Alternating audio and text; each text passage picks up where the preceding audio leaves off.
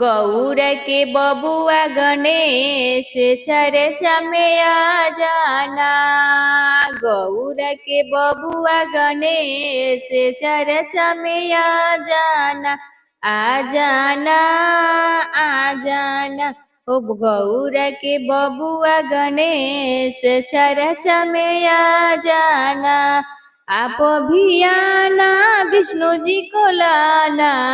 आप भी आना विष्णु जी को लाना।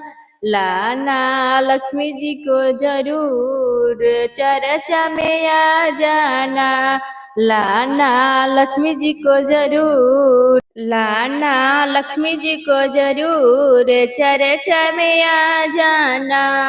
लाना लक्ष्मी जी को जरूर चर्चा में आ जाना। आकर जय जय मनाना कि चर्चा में आ जाना। गौर के बबुआ गणेश चर्चा में आ जाना। आप भी आना कृष्ण जी को लाना। आप भी आना कृष्ण जी को लाना। राधा जी को लाना जरूर कि चर्चा में आ जाना। मैया को लाना जरूर चर्चा में आ जाना। या कर जय जय मनाना कि चर्चा में आ जाना। गौर के बबुआ गणेश चर्चा में आ जाना। गौर के बबुआ गणेश गजानन आ जाना। गौर के बबुआ गणेश गजानंद आ जाना। भी आना ब्रह्मा जी को लाना। आप भी आना ब्रह्मा जी को लाना।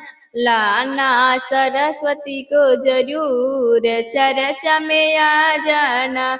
गौर के बबुआ गणेश गजानंद आ जाना। आकर जय जय मनाना कि चर्चा में आ जाना। आप भी आना सब देवी लोग को लाना। आप भी आना सब देवता लोग को लाना।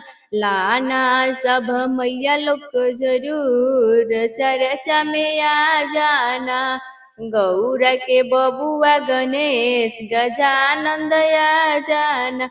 आ जाना आ जाना।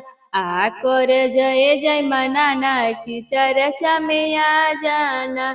Thank you friends. अगर आप लोगों को यह वीडियो पसंद आए तो लाइक और सब्सक्राइब जरूर करिएगा। धन्यवाद।